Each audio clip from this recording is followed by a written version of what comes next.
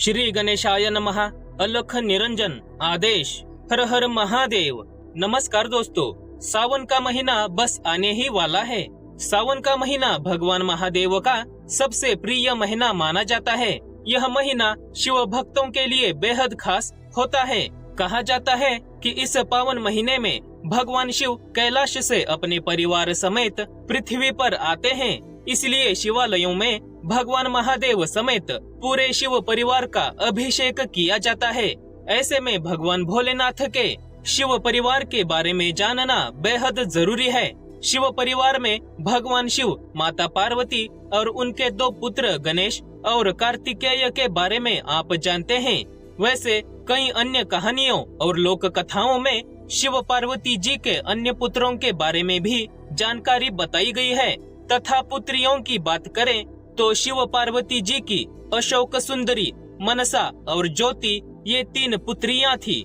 लेकिन इन 3 पुत्रियों के अलावा शिव पार्वती जी की अन्य 5 कन्याएं भी थी जो नाग रूप में थी और उनके बारे में स्वयं माता पार्वती को भी मालूम नहीं था। तो आइए अब विस्तार से जानेंगे इन 5 नाग कन्याओं के बारे में। मधु श्रावणी की कथा में भगवान शिव और माता पार्वती की 5 नागरूप पुत्रियों का वर्णन मिलता है। इस कथा में वर्णित मान्यताओं के अनुसार एक बार भगवान शिव और माता पार्वती एक सरोवर में जल क्रीड़ा कर रहे थे। उसी समय संयोगवश भगवान शिव का तेज स्खलित हो गया। उस दौरान शिव जी ने अपने तेज को एक पत्ते पर रख दिया। उसी तेज से 5 कन्याओं का जन्म हुआ। ये 5 कन्याएं नाग रूप में जन्मी थी। इनके नाम है जया, विषहर, शामिलबारी, देव और दोतली। लेकिन दोस्तों, माता पार्वती को इस बारे में कोई भी जानकारी नहीं थी।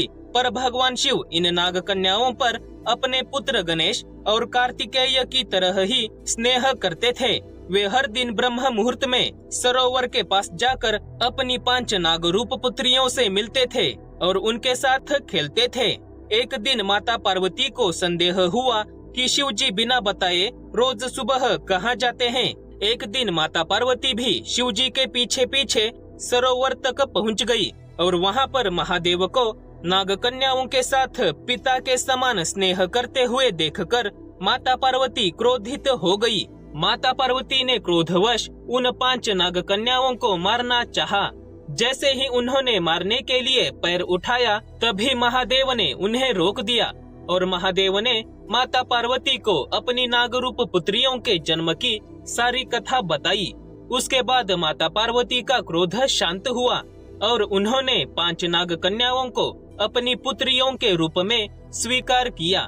दोस्तों, मधु श्रावणी की कथा में भगवान महादेव ने कहा है कि सावन मास की शुक्ल पंचमी के दिन जो व्यक्ति इन नाग कन्याओं की पूजा करेगा उसे और उसके परिवार को सर्पदंश का भय नहीं रहेगा।